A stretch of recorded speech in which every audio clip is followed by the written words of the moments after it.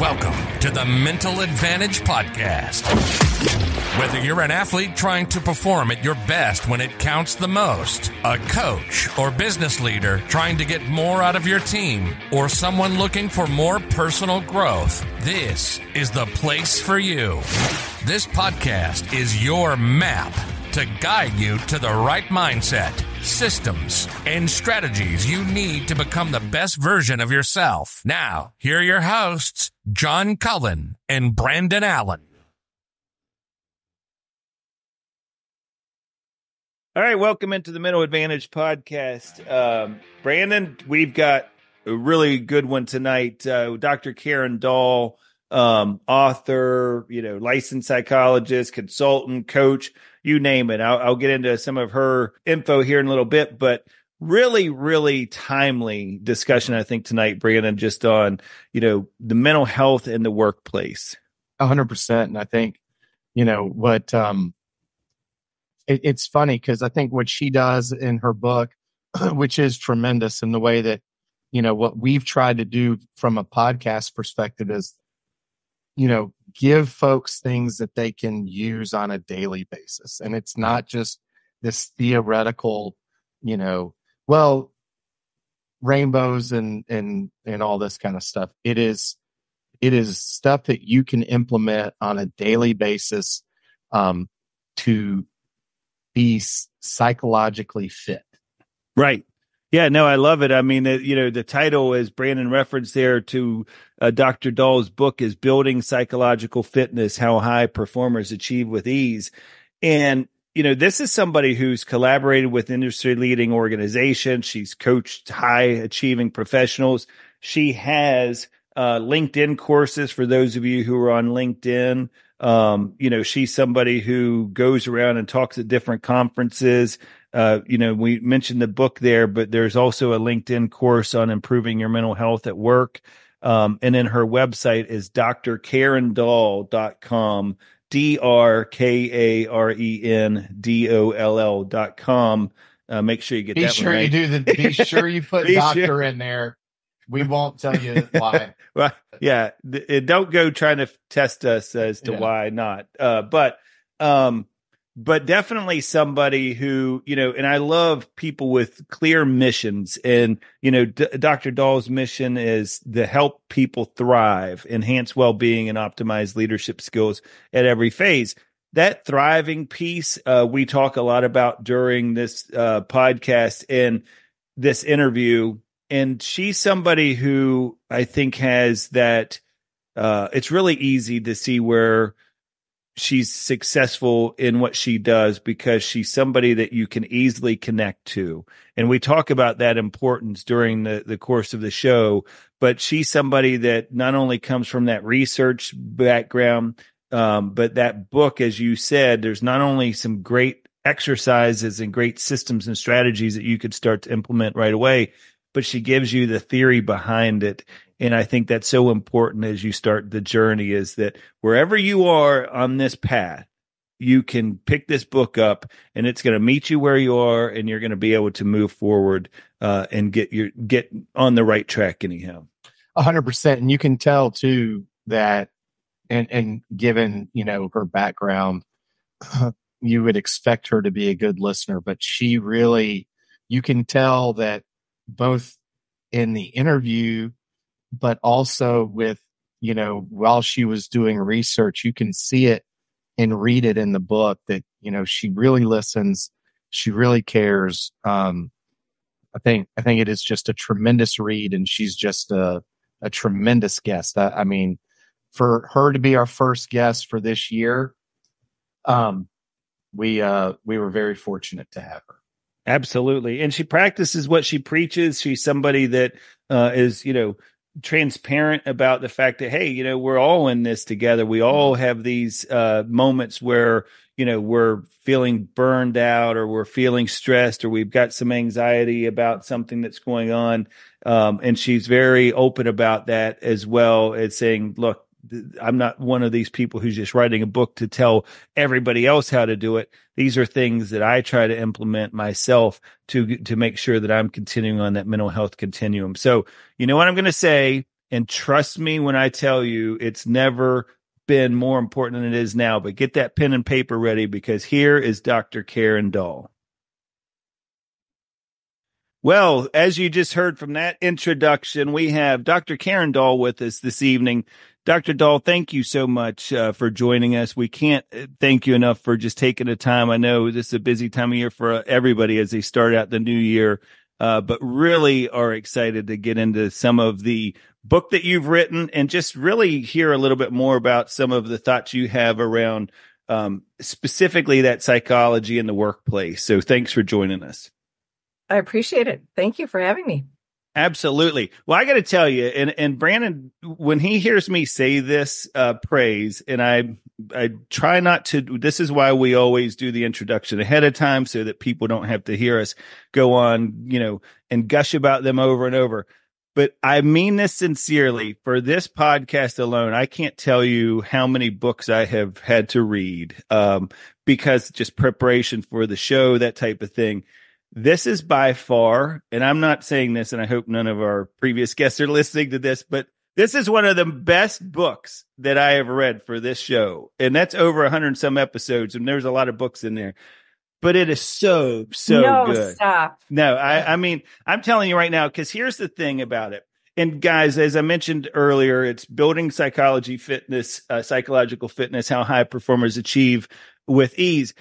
But if you are trying to create an environment where people have exercises and systems and strategies that are in place that they could start implementing right away to start building that psychological fitness, this is not a Gold's Gym you are providing in this book. I mean, this is like a rec center that has like the lazy river and the tennis courts and all. This is so many things that people, massage chairs. Yeah. It is. There's so much in there that I found myself like kind of taking some notes. And then I almost like started in addition to the notes I was taking, I just started writing down some of the systems and the strategies. And you have references to websites and different things that people can go to. So kudos to you right off the bat for just a really, really well done piece of work. So you are so kind, John. Thank you.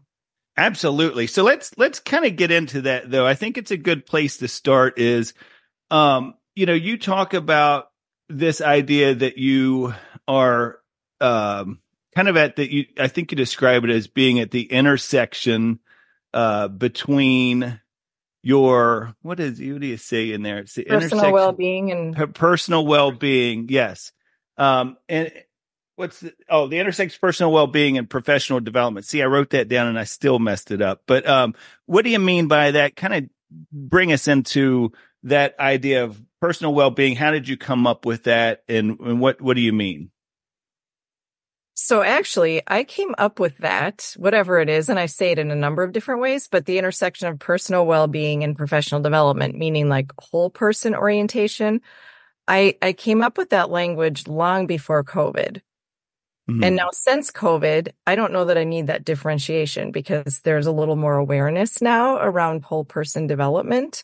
But prior to that, I felt like I needed to discern or be clear that when I'm working with people on their development, even if it's executive coaching, that the whole person and our personal well-being and our mental health and all of that is relevant.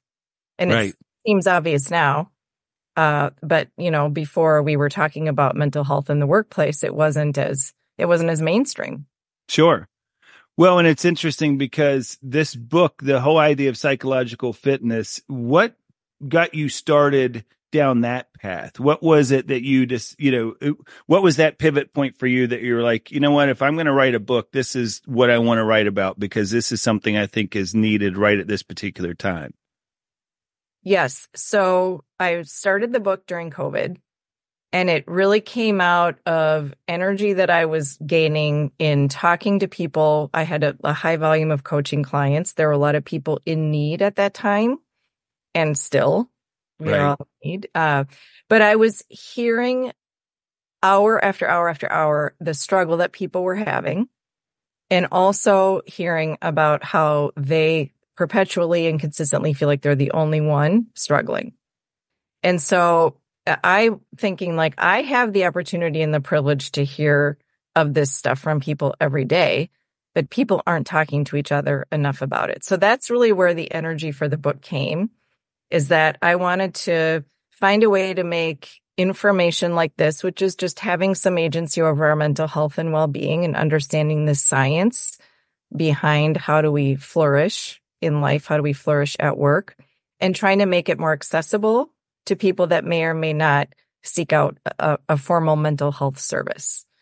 And so the psychological fitness language just came from trying to touch more people and have it be, even if it's just sort of a Trojan horse to get people into the space of learning about mental health.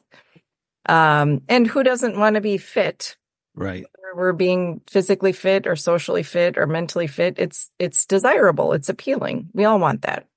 I thought it was interesting, Doctor, when I'm reading the book, that it was, there's this old expression that I've used in the workforce of do simple better, right? And it's like everybody, you know, whether it's the key to nutrition or the key to living, you know, a little bit, having a better financial situation, is a lot of times the solution is pretty simple.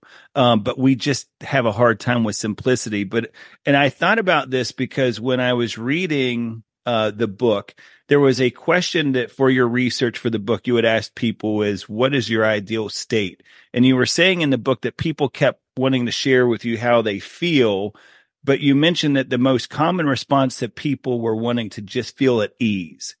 And I thought, isn't that like what we're all in search of, is like, but how simplistic that is. And we think like, how hard could it be just to be at ease, but how it is so complex and difficult, isn't it? Oh my gosh. Well, I love that you remembered that part of the book, by the way, because that's how I selected my subtitle, which is high performers achieve with ease. I surveyed and interviewed and talked to a whole bunch of high achieving professionals to try and find language that would be resonant to them and not just language that I think is relevant. And so that's how I came up with the subtitle. And I think I wrote that in the book, is just, I think there were 27 people or something like that in a row that after a 30-minute interview, they all landed on the same comment. I just want to feel at ease. And it was almost like one of those, am I on candid camera? Right. Yeah. But yes, simple and hard. And I mean, there's no shortage of information of the things that we know we should be doing that would be helpful, right, or the things we know we shouldn't be doing that aren't helpful. So there's no shortage of information. So yes, the work is just in the practice and taking incremental steps with consistency in community. That's how we generate change. So, Doctor, do you think, I mean, I guess maybe one of the benefits, because one of the things that we hear a good bit is, you know, during that period of time with COVID, it did seem to shed a light on mental health and mental well-being. I mean, that could actually be a very positive thing that came out of that time. Do you find it that people were, more willing to discuss those things? I mean, there was a lot of unrest at that time. I'm not surprised that feeling at ease or feeling comfortable, or, I mean, maybe those are two separate things, but going through that period of time, do you feel like it has gotten to a point to where mental practice and kind of decluttering and this whole thing has really kind of become more mainstream and acceptable? Is that a fair statement? I hope so. Yes. I think it was definitely a catalyst that I think people were probably suffering and struggling and strained and drained to some degree. And then you put people in isolation. It's not going to work out well for any of us. And so, yes, I think that was a compounding factor. And then people probably just kind of can't hold it in anymore. So I think it's been a catalyst for more conversation. Companies are paying a little more attention. I think we're still trying to figure out how to crack the code on how to address this stuff in the workplace and Agreed. what organizations do. I think we're all kind of still learning.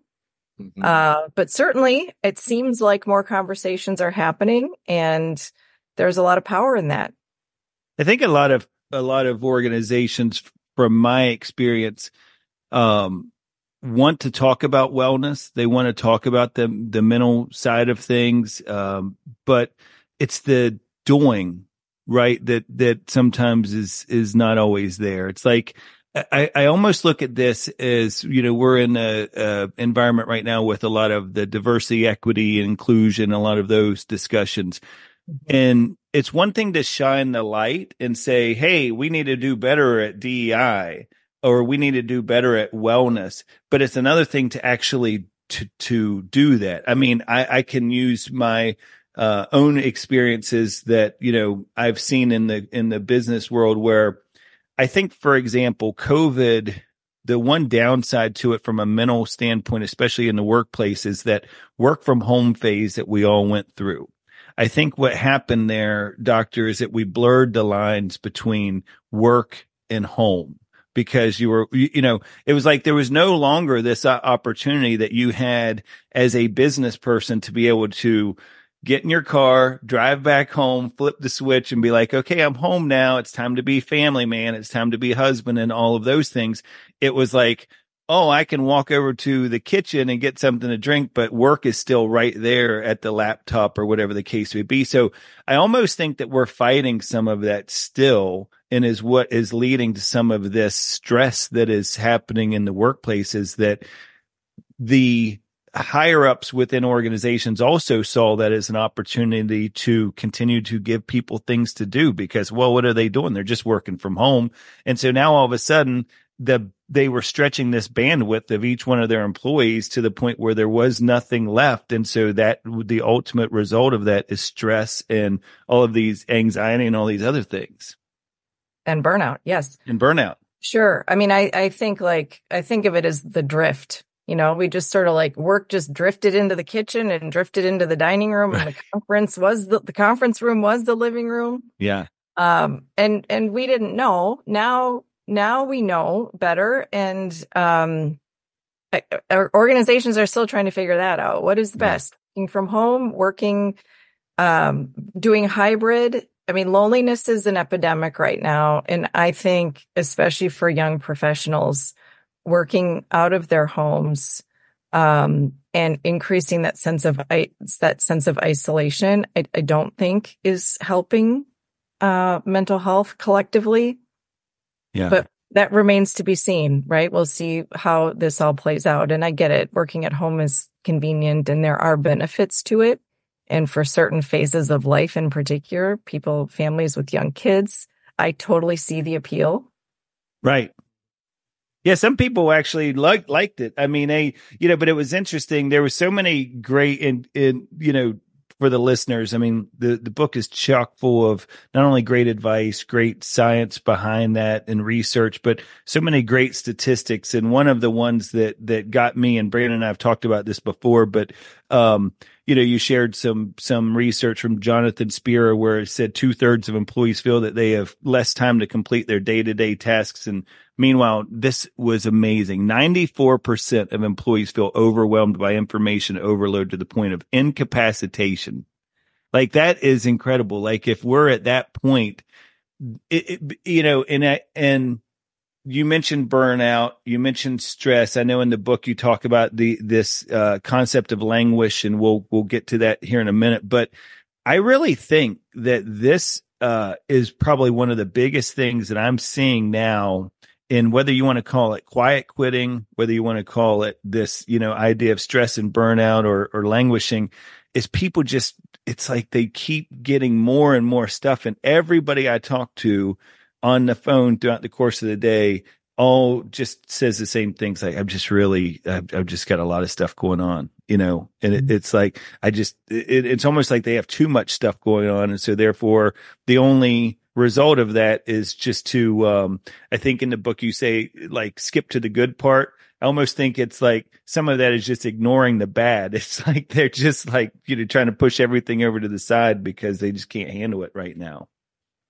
Well, and I think that's absolutely pervasive, like the demand capacity imbalance. And that's, when people are talking about burnout, it's really important to look at. So it's described as mismanaged workplace stress. And so there are internal factors that can contribute to burnout, which is really the only thing we have control over.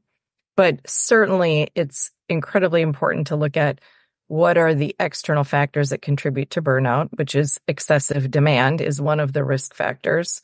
So I think what's happening is people are running around thinking they're flawed, or it's eroding their self-esteem because they're experiencing burnout and they can't get ahead. They have that like perpetual feeling of being behind, when really the reality is just the demand is excessive. It's like more than some human capacity can manage. Yeah. Do you think though that part of this is, and John kind of alluded to it earlier, and you've mentioned it as well, Doctor, but there's no ability to compartmentalize anything anymore, right? Because everything is blurred. Like to get in a car and to get to work, and you can do what you need to do. You can focus on the thing you can focus on. You can get done with that task and you can move on to the next task. And then you can come home and you can kind of put that stuff behind you and at least focus on your family at the time. And I just see that as being, especially for folks that strive for like perfectionism, it just makes it almost impossible to compartmentalize those things to alleviate some of the stress, right? I mean, I remember, and you hear folks in sports talk about it all the time, a athlete maybe experienced some tragedy off the field, but they talk about, well, but when I'm on the field, like that's my escape. I don't have to think about that. I don't have to do that. And I think we've just gotten to a place with social media and, to your point, with the work demands and everybody trying to look good for everybody else. It blurs everything, and it makes it very difficult to be mindful. Oh, it really does. And it's like, I always want us to remind ourselves, like, we can come from a place of empowerment, yet, and it's like bigger than us. Sure. So all the technology can be great, yet all of the inputs and the channels and the instant messaging and the watch and the phone and the texts and the notifications, it's like more than our brains can manage. And so therefore, or at least we haven't figured it out how to do it effectively, most of us. So therefore, like, the responsibility lands on us to create the conditions that will set ourselves up for success. And this is something that I think we're all struggling with. I mean, our phones are like an extension of our arm. Yeah. Yeah. And we have to be really, really intentional about it, to not let it just intrude and invade any moment at any time, no matter what we're doing, any time of day. Yeah, and it's an interesting thing that you guys are discussing there, because as Brandon was saying that, I was thinking about, one of the things when we're talking with athletes or we're talking to sports psychologists or coaches, performance coaches, whatever the case would be, is it's this idea that the biggest struggle that athletes have, especially as they graduate beyond the field or arena, is this leaving that identity behind. They were an athlete, right? It's like getting that confused with the person that they are. And I wasn't really connecting this until just now. I was thinking, as you all were talking about, part of the challenge, I think, for folks in why it's maybe leading to some of these mental challenges in the workplace is this is what these people, this is their identity, right? And so if they feel like they're not performing up to a certain standard, or, is that the whole imposter syndrome, whatever the case may be, if they are thinking about this as like, they sometimes don't think, I'm not performing well because somebody's putting so much on me. A lot of people think of as, I'm just not performing well. I'm not good at my job. And if this is their identity and they're not good at this thing that they're saying that they are, then sometimes that could probably add to that certain level of stress as well. Yeah, I mean, I think most high achievers probably have a high baseline level of that. Like, there are some common human fears. We all fear judgment. None of us are the kind of person that wants to look like an idiot. Right. Or Yeah. fail or say something stupid. And the not being good enough. Yeah. No question. When we're talking about like the inner critic, or when we hold ourselves back, or self-doubt, imposter syndrome, whatever we want to call it, it's all sort of coming from the same place. Or when people feel pressure, I should do this, I should do that. Like sometimes it's according to what? Yeah, right.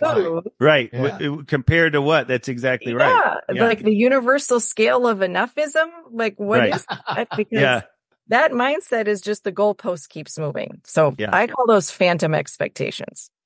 I love that, because I'm sorry, John. I 10 minutes before we got on, I'm talking to my son who just turned 16.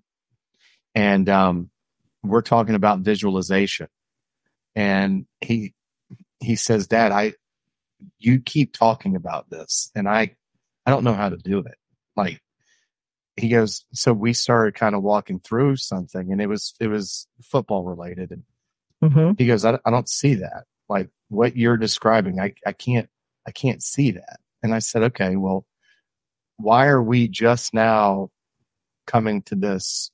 Because we've talked about it literally for years. And, why haven't you said something before now? And we got into this whole thing about, if you don't worry about looking foolish or what, like, be curious about whatever's going on. And if you don't know, then say something. But to your point, Doctor, we just have this idea that people care about what we're doing. It's almost like this narcissism almost, right? Like, no, I know that nobody gives a rip about what I'm doing on a daily basis. I'm a little speck in this grand thing. So if I don't make something happen, then it's going to be okay. But it is hard to convince yourself of that. I mean, it's tough. It is tough.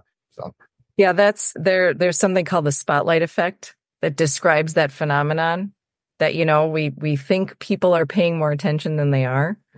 And teenagers have that amplified. No question. Yeah. Yeah. But I mean, we all have it. If you say something in a meeting that you don't like, then we're kind of left with the residue of that. Everybody else is thinking about their grocery list. Right. Right. Yeah. Right. Like they're not thinking about our comment. No. Right. I think my dad used to say when I was growing up is, you'll worry what other people think of you until you realize how little they do. Right. Because they just don't think of you that often. So we've done a good job, I think, of kind of laying out the ground, setting the foundation here as far as like the problem that we're all chasing right now is this idea of like, how can we get more at ease, if you will, in the workplace? One of the questions I had for you, and I think the listeners, because we have a whole host of different types of listeners, some coaches, some leadership, business leaders, all kinds of different, it's a pretty wide variety of listeners. How can they get better, Dr. Dahl, as far as identifying this in the workplace? Are there questions? I mean, other than just the basic ones, which I love, is just, how are you? Like, how are you doing? That would be a good start, right? And really mean it and give time for them to say it, not just the traditional, so how you doing today? And then, okay, let's get into the agenda. But what do you think are some things that maybe some of those leaders could be either keeping an eye out for, or maybe ways that they could better identify this in the workplace? Yes, good. So I would say couple of things. I mean, one is just becoming perceptive and really paying attention to changes that you might be noticing in people. So the components of burnout, they're generally like 3 signposts. So exhaustion, which is self-explanatory, inefficacy, so people feeling less effective than usual, and then skepticism, which is seen more in like our attitude towards work. So if you're noticing something different, or people are missing meetings, or their behavior is different, or their affect is different, or you're hearing more kind of negative talk than usual, or people often experience learned helplessness or hopelessness. Like, why should I even bother? Why should I even try? And the people at risk for burnout are high performers, high potential people that are passionate about their work. Yeah. That is at risk for burnout. Yeah. They don't go ahead. Yeah. No, go ahead. No, I was just going to say, you're right. They don't tend to have that brake pedal, right? I mean, everything is always full throttle, and, it's like the gas tank's going to empty out eventually. Yeah. We need to listen to the whispers a little better, or the screams. So, I mean, that would be one thing, is just watching for behavioral changes. And I think, the language that we use and giving a little more time and space to how we do check in with people. And in some of the conferences that I've been speaking at, it's sometimes like the really simple things of, let's do a meaningful check-in. Let's have a prompt or a cue or something for people to respond to. So like there's one thing that was out on social media a while ago that I use. It's called the blob tree. Okay. Seen the blob tree? It's like it's a picture of a tree. It's like a cartoon picture and a bunch of different blobs, like little blob guys doing things like hanging from the tree, and some are looking happy and some are looking stressed out and some are falling from the tree. And even having something like that for people to respond to, they may not be able to have access to emotional vocabulary or nomenclature, or have the emotional literacy to say, here's really how I'm doing. But they might be able to point to a blob guy and say, that's how I feel right now. Or here's my energy level right now. So even just having like a little more creative ways to get beneath the surface of, how was your weekend? Great. How's your day? Fine. It doesn't have to take a lot of time.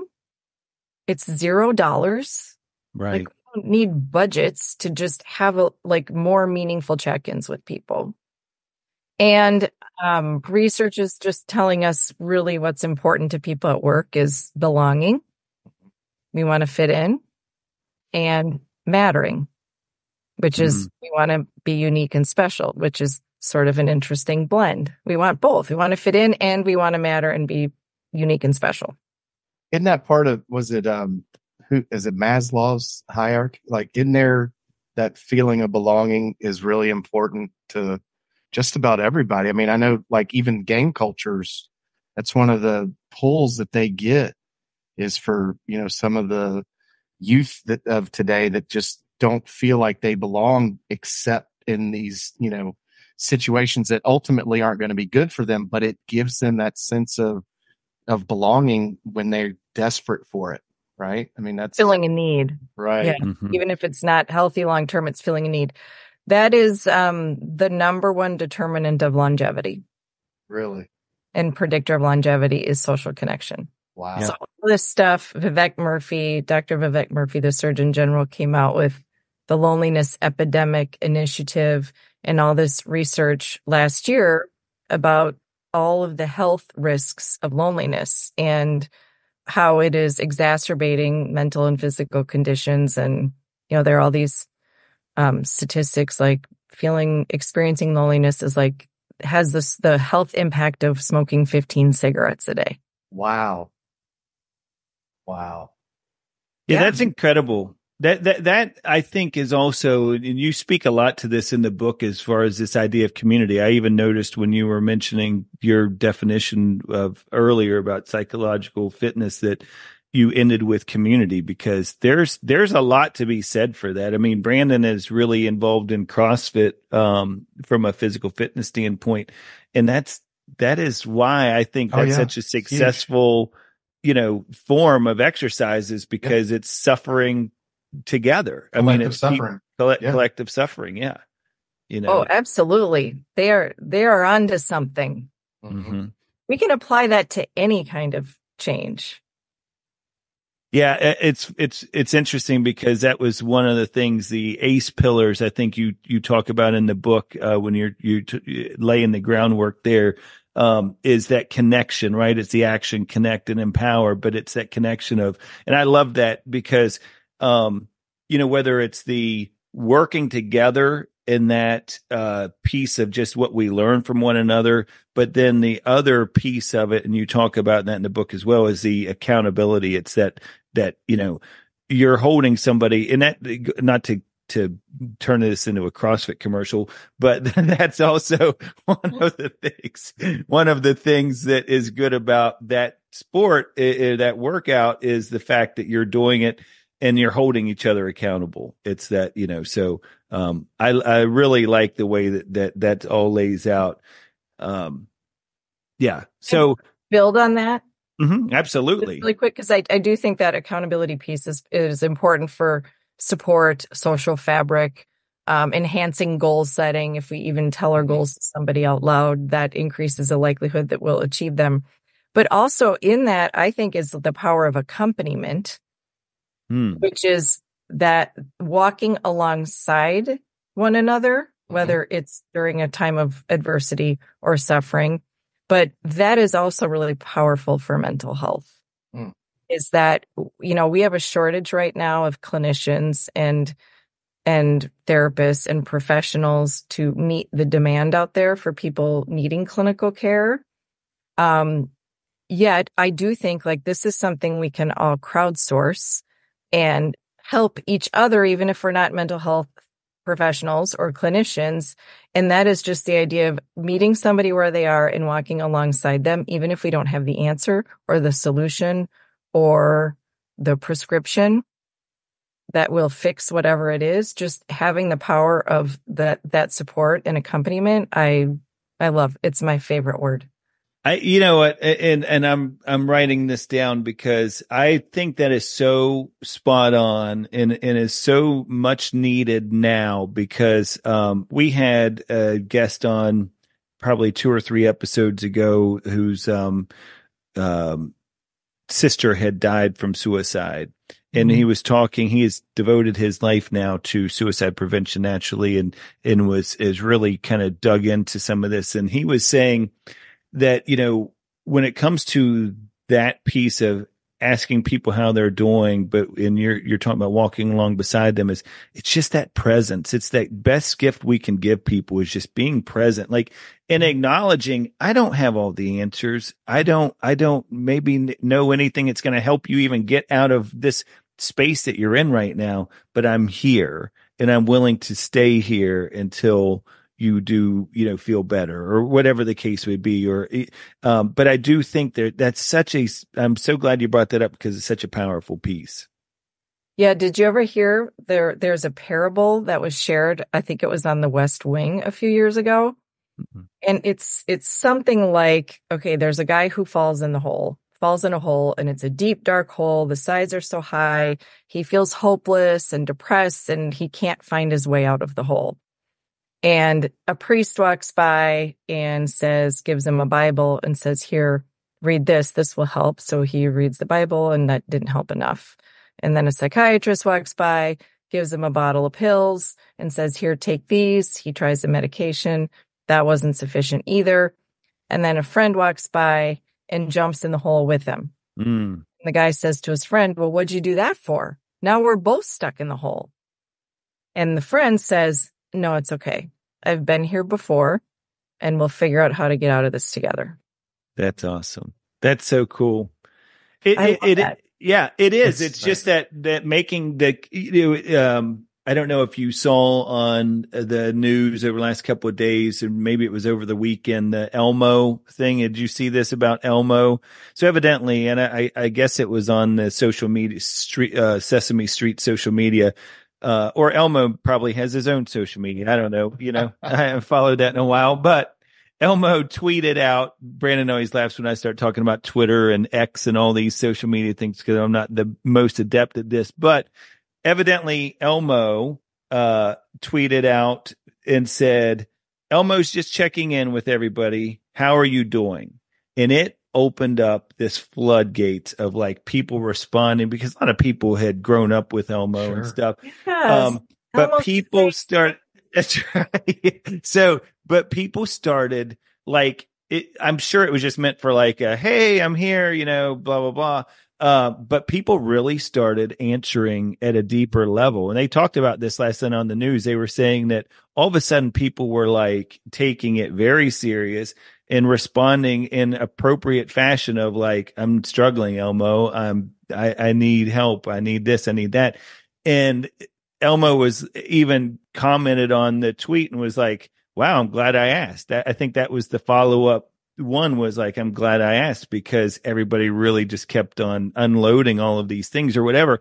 And they were talking about it, just what you're just saying there is like, it's just that idea of like being genuinely curious and wanting to know how somebody's doing. And you never know where that one simple question, I'll guarantee you, whoever runs that account didn't think that they were going to get that kind of a reaction, but it was pretty powerful stuff when they were talking about it. Well, what a reminder. I mean, just as this is the power of checking in and caring and waiting for somebody to give a response. I mean, you wouldn't believe if you hold the space for people, what people will share. Mm-hmm. Yeah. Yeah. There's a funny thing. And I can relate to this so much because there was a thing I saw on social media not too long ago. It was about somebody getting into an Uber car and they were like, hey, how are you? And then when they're getting out of the Uber, they're like, all right, good luck, Jessica, with your, your marriage and like all of these lists of things. And that was me. I'm telling you, I am that person. Like when I get in those, I start with a simple question and then it just is, we're off. Like if that's a long trip, we're going into some deep layers. Not that I'm digging. It's that they just keep opening up. And it's because I think to your point, if you're willing to listen, they're willing to share. And next thing you know, you've learned a lot more about your Uber driver than you intended when you started that process. But this is hopeful because this is where the whole epidemic of loneliness is. We know how to solve it. Yeah, we do. There's something we can all do, whether it's the Uber driver or the cashier at Target or whomever, the person cutting your hair, like we can all do this for each other. Yeah, no, I agree 100%. So let me dig into this book a little bit because I want to make sure we have some time for this because again, and I'm not going to go down the same, although I could have probably written one of the things at the back of the book that, talks about how great it is. But I love the way you set this up. I'm going to take you up on that. That's right. All right. Hey, whatever it takes. But I love the way you set this up because number one, I'm a big believer in managing people's expectations. And one of the things that you say on numerous occasions throughout the book is that this is not one of those quick fixes. This is not one of those TikTok videos you're going to be able to watch and all of a sudden you feel better tomorrow. And, this person gave you this secret to happiness or whatever. It's going to take some work and it's going to be something that you're going to have to commit to and you're going to have to stay committed to. And it's not going to be linear. There's going to be hoops in this whole thing and you're going to back up and you're going to have to keep on going and keep showing up the next day or whatever. But I like that because you kind of set this up as the first part is laying the groundwork and then you get into the obstacles. So it's laying the groundwork. Here's where we are. The obstacles. These are some of the things that are going to get in your way. It's not going to be an easy journey, just like I promised you at the beginning. And then it's the path forward, giving people hope for some of the things. And then mental health is a journey, not a destination. But I really like that in the beginning, you talk about that mental health continuum of, mental illness, languishing, surviving, thriving, and flourishing. And that our goal is to get to that flourishing piece, right? And we're going to have to probably go through a lot of the different phases. And I'll be honest with you. I found myself when I was reading and I was like, if I'm fully transparent right now, I'm probably in that languishing to surviving piece just because it's been a busy time at work. There's a lot of other things that are going on in my life. And I think we're all there. But the good news is I've been to thriving. I've seen what it looks like. I know I can probably get back there, hopefully, right? If you do some of the things that are in the book. But I think that's what I love about it is there's so many different places in starting with that mental health continuum. You can check in and see, we talk about awareness all the time on the show is where am I in this continuum right now? Mm-hmm. Well, and it's iterative. It's a verb. We don't, which is why it's a journey where we don't arrive at thriving and then here we are. We don't ever arrive. It is a practice.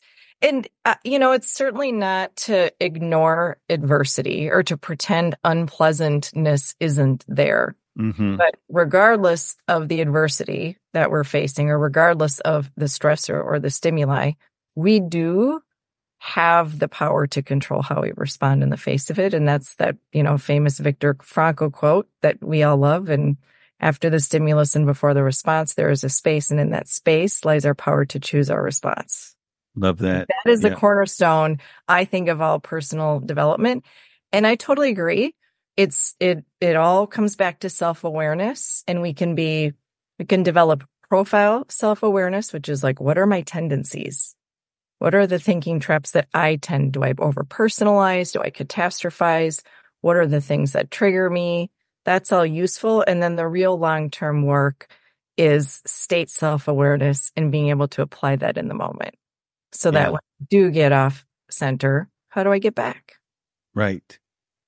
And recognizing that, right? I mean, we talked earlier about how do managers identify that, but it's really critical that you know how to identify it in yourself too, because your point about the self-awareness is, how do I know what are some triggers that I can see that are in me that all of a sudden I realize I'm just not myself right now, or something's different, about the way I'm going about things, because, before maybe you slip in that continuum, maybe if you start identifying that languishing, surviving piece, then it's going to, or maybe while you're in surviving and you're starting to slip and you're aware of some of those things, you'll realize, hey, I'm headed more towards languishing. Let me go ahead and reset here, or at least do some things to try to get myself out of that.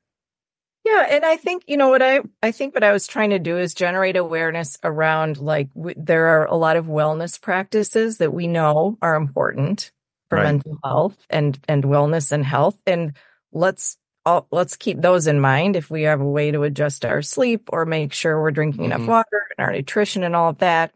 Those are some levers. And then some of these other practices are just additional levers. So they're kind of like additional ingredients. Everybody needs to figure out their own recipe or their own path forward of what's going to work best for them.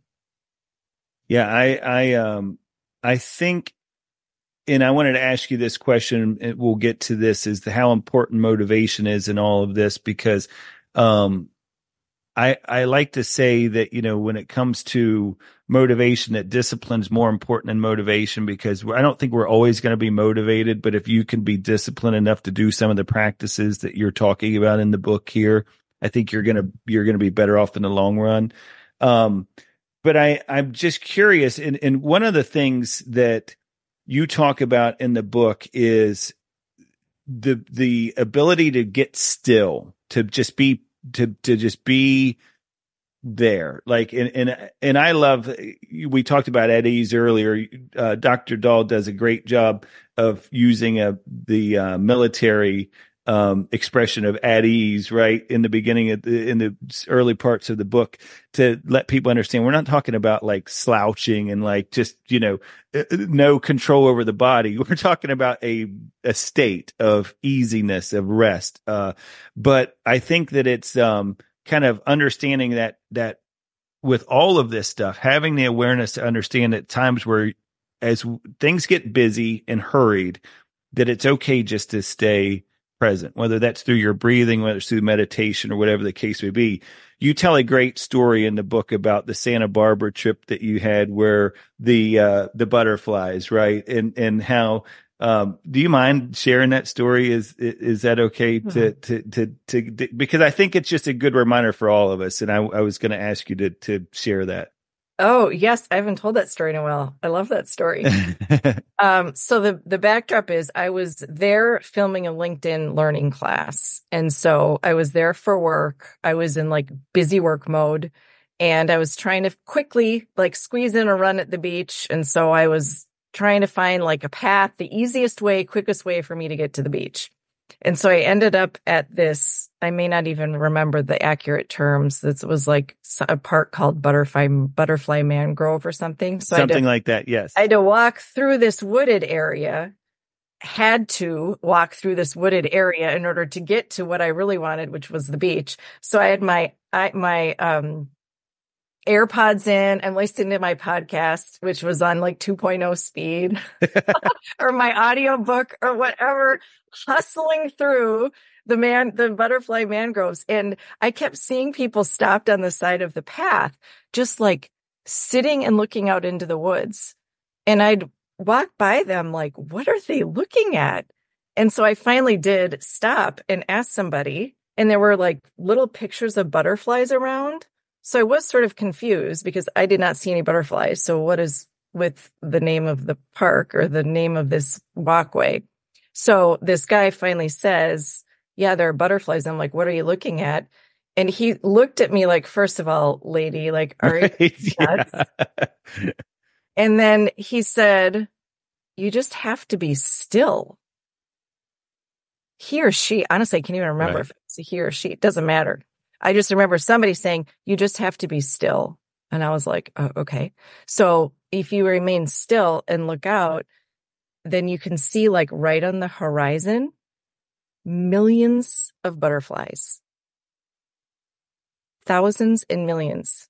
It was crazy. They almost look like leaves rustling, but I would have never noticed had I not stopped and somebody said, this is what you need to look for. Yeah. So if you think of like attention management and what you attend to, and I learned later, it was in Goleta, which is right outside of Santa Barbara, that those butterflies come one time of the year. Yeah. And it was the time of the year. And I didn't even know. Yeah, I love that about chills even thinking about that because no, and rightfully so. I loved that story so much because I think it's so indicative of life in general. And I know was the point of your story in the book, is, and why I wanted you to tell it is I almost think like that's where I'm thinking for some of the listeners out there right now, Dr. Dahl, that are like, okay, I get it. Like y'all are talking about all these things. I can recognize some of these things in myself. Where do I begin? Where can I start? Other than, of course, going and getting the book. I would suggest you do that because there's lots of good stuff in there. But in the meantime, where do I start? And I want to say, and correct me if I'm wrong, but I almost think like that's where you start is like, just stop, like just be still for a minute. And whether that's then going through an exercise and assessment and kind of recognizing where you are right now. I kind of look at that as a GPS, like is, if in order for somebody to help guide you to where you want to be, they need to first know where you are, but you yourself have to kind of follow that same exercise is like, where are you to be able to know where you want to go?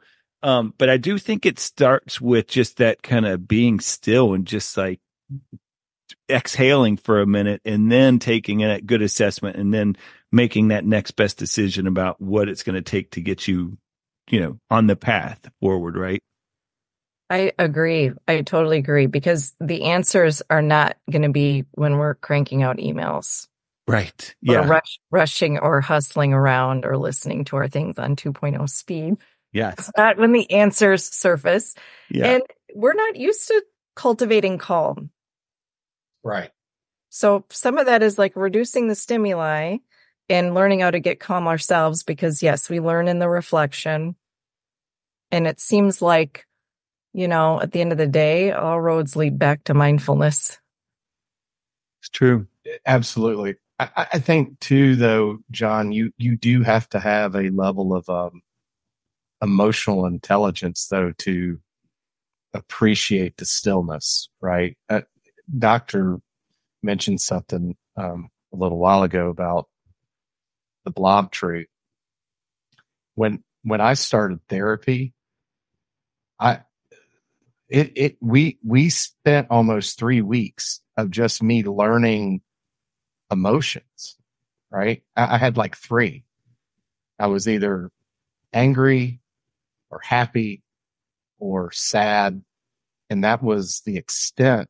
If you were to ask me, if you wanted to be real with me and say, how are you doing?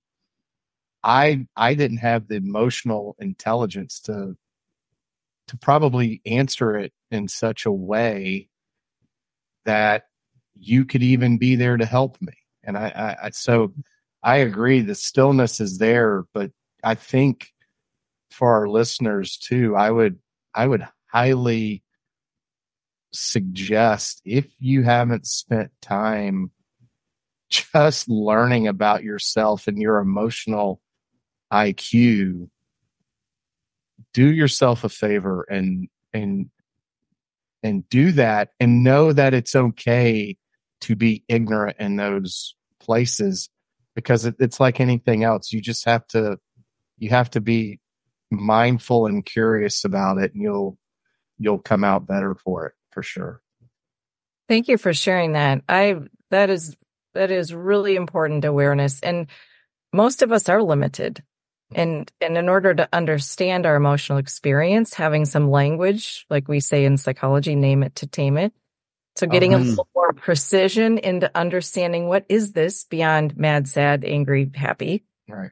And I think, if little people learn some of that social emotional literacy and how to deal with big feelings and understand big feelings, then they'll grow up into bigger people that understand how to regulate their emotions. I think it's the only way to get to self-awareness, right? Because how can you be self-aware if you are divided up into thirds, or you don't know? Order? Yeah, you don't know. You really don't. And I remember, near the end of that particular chapter of my life, being there with the clinician, my therapist, and he said, I think we're done. Like, I feel bad that we're going to even have another session. And I was like, no, we can't. Cause at the beginning I didn't want to. And then it was like, no, we can't stop this now. Can't leave me now, doc. Yeah. And he goes, okay, then maybe we should keep going. But like, what's the biggest thing that you've learned so far? And I was like, well, at least now I know when I'm being a jerk. And he was like, all right, then we're done. Like, that's essentially a win. That's a win, right? He said, that's self-awareness. Like, so at that point, yeah, we can talk some more, and you may have other things and other chapters that we need to address. But for right now, like, these past several years, if you can walk away with this, then we're good, kind of a thing. So yeah, anyway. That's incredible, because it's not like we're not ever going to act like a jerk again. Like, right. No. We act like jerks sometimes. Absolutely. You just want to maybe do it less, recognize it sooner, do it less frequently, less intensely. If I can name it, I contain it. Right. So I love that. I wrote that down. If I can be a jerk, if at least I can go, I'm being a jerk now. I know this isn't what I want to put out there. Then let me apologize. Let me figure out how to kind of get this going in the right direction. Yeah. Making amends. Absolutely. Another one with feelings, like not identifying our feelings or feeling our feelings, is what we resist will persist. I don't know if you've heard that one. I have, yeah. Yeah. Is what Brandon's describing there, is that some of that emotional regulation that you talked about in the book there, is just kind of having that understanding?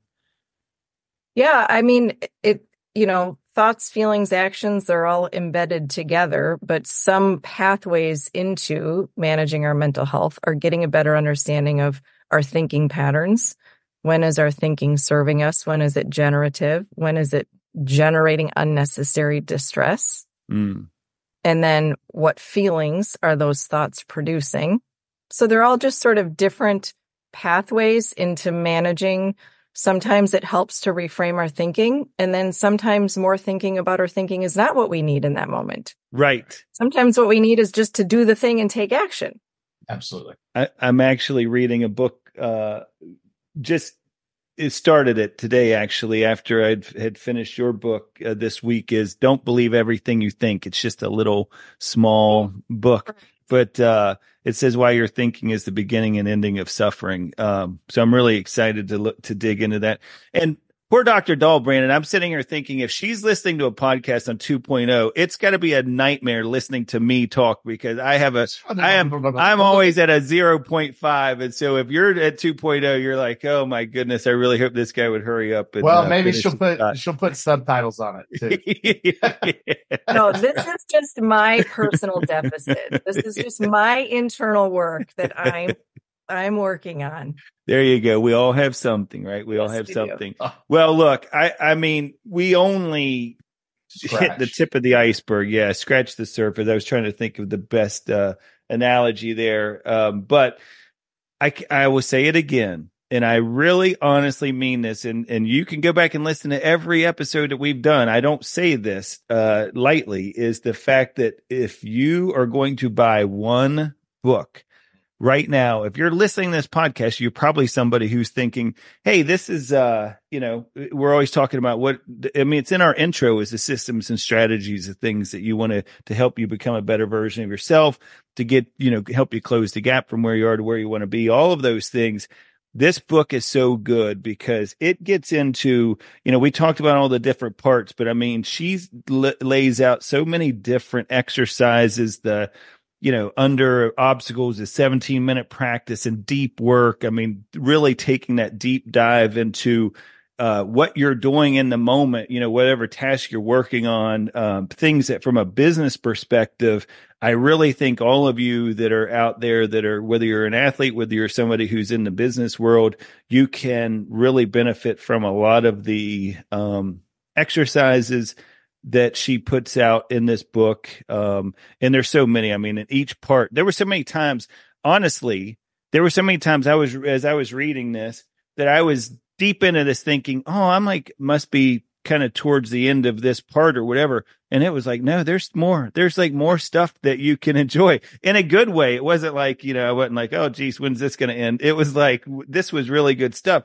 So I really think, because Brandon and I made a conscious effort early on in this podcast that our conversations in the very beginning were very theoretical, but there wasn't the application piece of it. And we were like, we've got to give people something that if they're going to invest the hour to listen to the show, there's something they can take with them.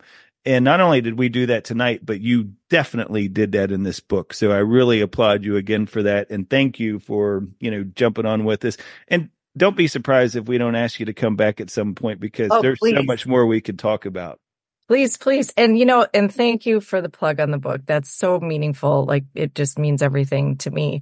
And what I tried to do is present science-backed, evidence-based things that other people have proven to be effective. So it isn't like, just do these 3 things and take my word for it. Right. That was what I was really trying to do. And I hope that the messaging is that this is for people to not only feel better, but feel better so that they can contribute more, give back and be effective and continue to be the high performers that probably your audience is. Yeah. And I love the fact that it meets them where they are. I mean, I'm convinced anybody who at whatever stage in that mental health continuum you are, you could pick this book up and be able to find something that's going to apply to you right away that you could start to put into action. But it's going to take some work, guys. It's not just sometimes you actually got to go do it, right? You got to want to. I just look though, they can go out on Amazon right now and it'll be, look, there's no football this Sunday. It'll show up at your doorstep Sunday, February 4th. Yeah. So, or do what I do and just Kindle everything, and then you have it literally in minutes. Yeah. So, well, thank you again. We really do appreciate you. Guys are the best. Thank you so much. Let's stay in touch. You didn't ask me about the baseball story, so we'll continue that. Well, we have to save something for the next time. Yes. One of my favorite stories in the book is the story about Town, New York. Yes. That's right. You know what? That is a shame that I of all people wouldn't have brought that up. But it's definitely something that we need to dig into. But it gives us a good excuse to have you back. So that'll be what we lead off with. Another baseball. See how I just brought that in? I see what you're doing. Lead off. Yeah. Boy, aren't you punny as this thing wraps up? Exactly. I would welcome it. Thank you. I so appreciate the invite. Thank you so much, Dr. Dahl. We appreciate you. Thank you.